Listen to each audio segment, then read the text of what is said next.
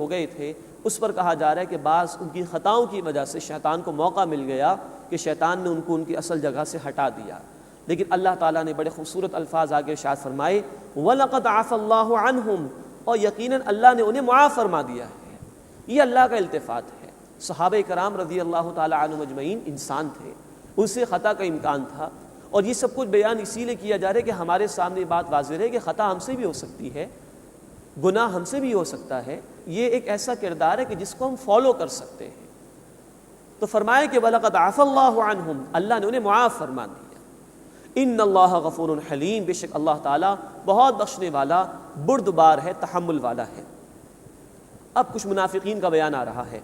یا ایھا الذین آمنوا، اے وہ لوگوں جو ایمان لائے ہو، لا تکونوا کالذین کفروا، ان لوگوں کی طرح مت ہو جاؤ جنہوں نے کفر کیا، وقالوا لاخوانہم، اور وہ کہتے ہیں اپنے بھائیوں سے، اذا ضربوا فی الارض، جب وہ زمین میں سفر کرتے ہیں، او کانوا غزا، یا جہاد میں ہوتے ہیں، لو کانوا عندنا، اگر وہ ہمارے پاس ہوتے، ما ماتوا وما قتلوا، نہ وہ مرتے نہ مارے جاتے، لیجعل اللہ ذلک حسرۃ فی قلوبہم، تاکہ اللہ اس کو حسرت بنا دے ان کے دلوں میں۔ واللہ یحیی و یمیت، اور اللہ ہی زندگی عطا فرماتا ہے اور وہی موت دیتا ہے۔ واللہ بما تعملون بصیر، اور اللہ خوب دیکھنے والا ہے اس کو جو کچھ تم کرتے ہو۔ یہ منافقین کا بیان ہے۔ یہ کہنے لگے کہ ہمارے بھائی اگر ہماری بات مان لیتے اور ہمارے ساتھ رک جاتے تو یوں قتل نہ کیے جاتے۔ یہ ہے ان کا فرار اختیار کرنے کی روش کا معاملہ جس کو قرآن نے یہاں پر نقل کیا۔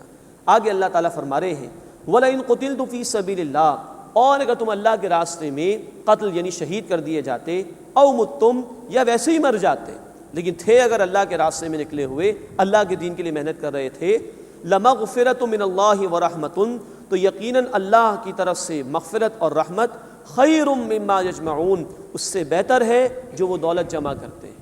یہ ہے اجر و ثواب جو اللہ کے راستے میں نکلنے کا، اللہ کے دین کو قائم کرنے کے لیے محنت کرنے کا بیان کیا جا رہا ہے۔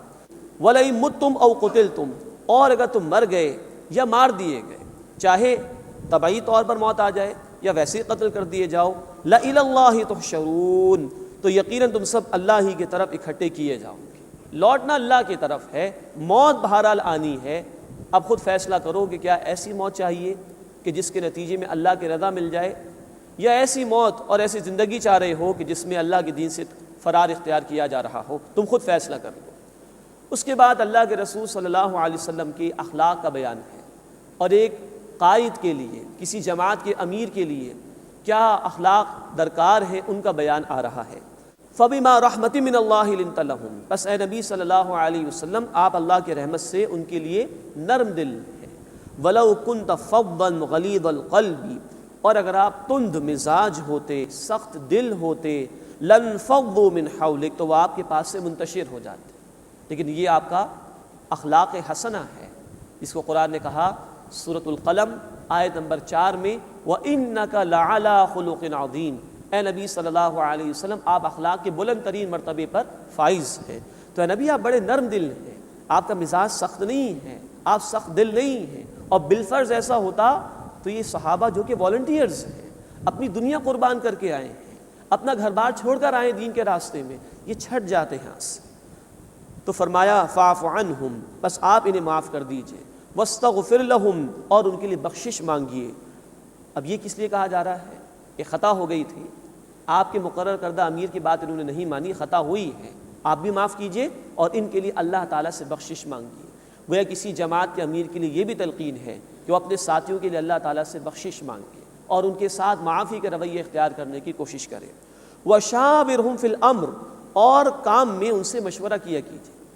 اب دیکھیے اللہ کے رسول صلی اللہ علیہ وسلم پر تو براہ راست اللہ کی طرف سے وحی آتی تھی، آپ کو کنسلٹیشن کی ضرورت تو نہیں تھی، لیکن اس کے باوجود آپ صلی اللہ علیہ وسلم نے صحابہ سے مشورہ کیا، بار بار مشورہ کیا کرتے تھے، احد کے موقع پر بھی کیا ہے، تاکہ بعد میں آنے والوں کے لیے سنت جاری ہو جائے کہ اہل ایمان کو اپنے معاملات مشورے کے ذریعے سے طے کرنے چاہیے۔ چنانچہ سورہ الشورى آیت نمبر 38 میں کہا گیا وَأَمْرُهُمْ شُورَىٰ بَيْنَهُمْ، اور ان کے آپس کے معاملات مشورے کے ذریعے سے طے ہوتے ہیں۔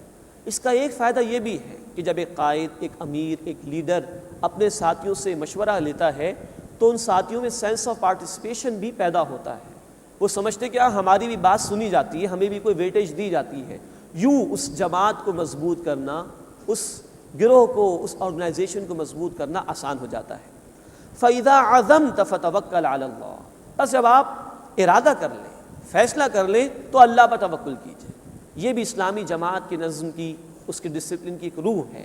ساتھی مشورہ دے سکتے ہیں، لوگ مشورہ دے سکتے ہیں، لیکن امیر کے پاس اختیار ہے کہ مشورہ لینے کے بعد وہ جو چاہے فیصلہ کرے۔ تو فَإِذَا عَزَمْتَ، بس اے نبی صلی اللہ علیہ وسلم جب آپ فیصلہ کر لیں فَتَوَكَّلْ عَلَى اللَّهِ، تو اللہ پر بھروسہ کیجیے۔ جب ایک رائے قائم کیے مشورے سے، اب ڈٹ جائیے اس کے اوپر اور اللہ پر توکل کر کے اس پر عمل کیجیے۔ اِنَّ اللَّهَ يُحِبُّ الْمُتَوَكِّلِينَ، بے شک اللہ تعالیٰ توکل کرنے والوں کو، بھروسہ کرنے والوں کو پسند فرماتا ہے۔